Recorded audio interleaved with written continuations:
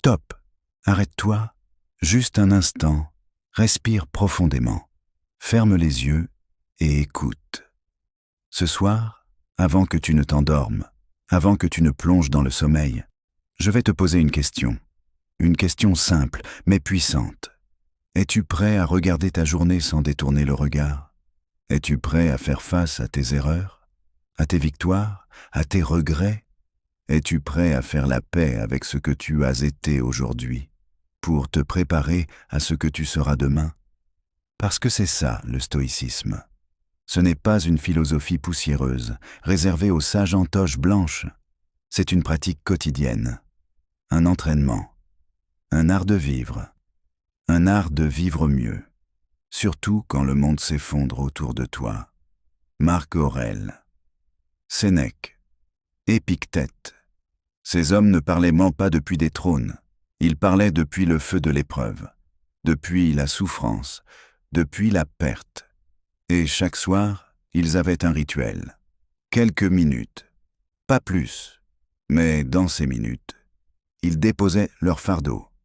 Ils réparaient leur esprit. Ils forgeaient leur calme. Ce rituel du soir, je vais te le transmettre. Il repose sur 7 habitudes.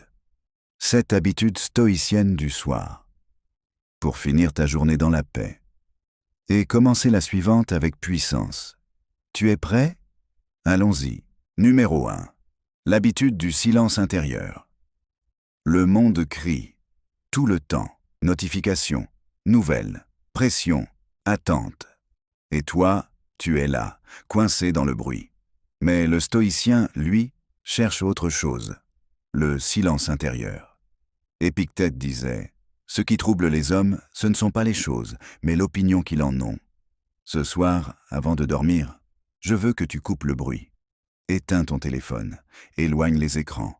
Assieds-toi, respire, regarde tes pensées. Mais ne les juge pas. Tu n'as rien à corriger. Tu n'as rien à contrôler. Tu observes comme si tu regardais des nuages passer dans le ciel. Ce silence-là, il n'est pas vide. Il est plein. Plein de lucidité, plein de force. Et plus tu l'écoutes, plus tu t'apaises. Parce que la paix ne vient pas de ce qui t'entoure. Elle vient de comment tu regardes ce qui t'entoure. Numéro 2. L'habitude de l'examen de conscience. Sénèque écrivait « Le soir venu, lorsque j'ai pris le repos de la journée, je m'examine. Qu'ai-je fait? Qu'ai-je bien fait? Qu'ai-je mal fait ?» Ce n'est pas un jugement, ce n'est pas une punition, c'est une pratique de vérité. Et la vérité est ton meilleur coach. Ce soir, je te demande de refaire ta journée. Prends un carnet ou simplement ferme les yeux. Revois les moments clés, les réactions, les paroles, les silences. Et pose-toi ces 3 questions. Ai-je agi selon mes valeurs? Qu'aurais-je pu faire autrement? Qu'ai-je appris? Tu n'es pas ici pour être parfait. Tu es ici pour progresser. Chaque erreur, chaque tension, chaque faiblesse est une opportunité de croissance. Et plus tu t'observes, plus tu deviens libre. Parce que ce que tu observes avec honnêteté, tu peux le transformer avec courage. Numéro 3. L'habitude de la gratitude stoïcienne. Le stoïcien n'attend pas que tout aille bien pour être reconnaissant. Il est reconnaissant parce qu'il vit encore, parce qu'il peut encore choisir, encore aimer, encore apprendre. Marc Aurèle disait « Au lieu de te plaindre de ce que tu n'as pas, réjouis-toi de ce que tu as. » Ce soir, note 3 choses pour lesquelles tu ressens de la gratitude. Pas besoin de miracle. Sois reconnaissant pour une parole douce, pour une douleur qui t'a enseigné, pour le simple fait d'avoir tenu debout. Tu ne pratiques pas la gratitude pour fuir la réalité. Tu la pratiques pour regarder la réalité avec des yeux plus clairs. Et dans ce regard-là, tu retrouves de la force, parce que tu réalises, malgré tout, tu es encore là. Numéro 4. L'habitude du détachement. L'un des piliers du stoïcisme, c'est l'impermanence. Rien ne dure, et tout ce à quoi tu t'accroches aujourd'hui peut être enlevé demain. Sénèque l'écrivait sans détour. Tu ne possèdes rien.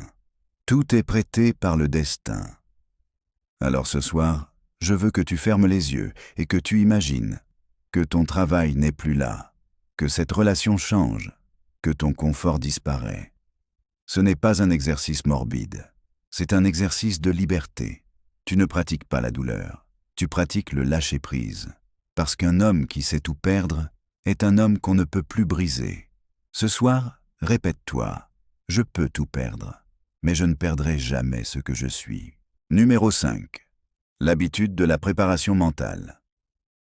Les stoïciens appelaient ça la préméditation malorum. La préméditation des mots. Une habitude simple. Imaginer les épreuves à venir pour mieux s'y préparer. Ce soir, imagine. Une tension au travail. Un proche qui te contredit. Un échec inattendu. Et dis-toi, je suis prêt. J'ai la force de rester calme. C'est le mental du guerrier. Du boxeur qui anticipe les coups. Du marin qui sait que la tempête peut venir et qui ajuste déjà ses voiles. Ce soir, prévois la difficulté, pas pour la craindre, mais pour l'accueillir. Et quand elle viendra, tu souriras, parce que tu l'attendais. Numéro 6. L'habitude du rituel physique. Le stoïcisme ne vit pas que dans les idées. Il vit aussi dans le corps. Sénèque disait « Un esprit sain vit dans un corps en harmonie ». Ce soir, offre à ton corps un rituel de respect. Une marche en silence. Quelques étirements lents. Une respiration consciente.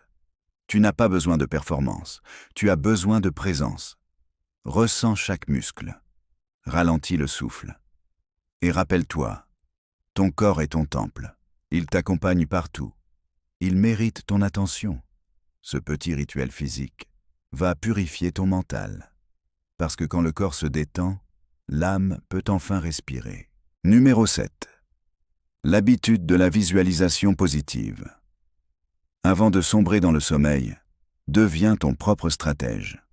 Visualise ton lendemain, pas avec naïveté, avec puissance.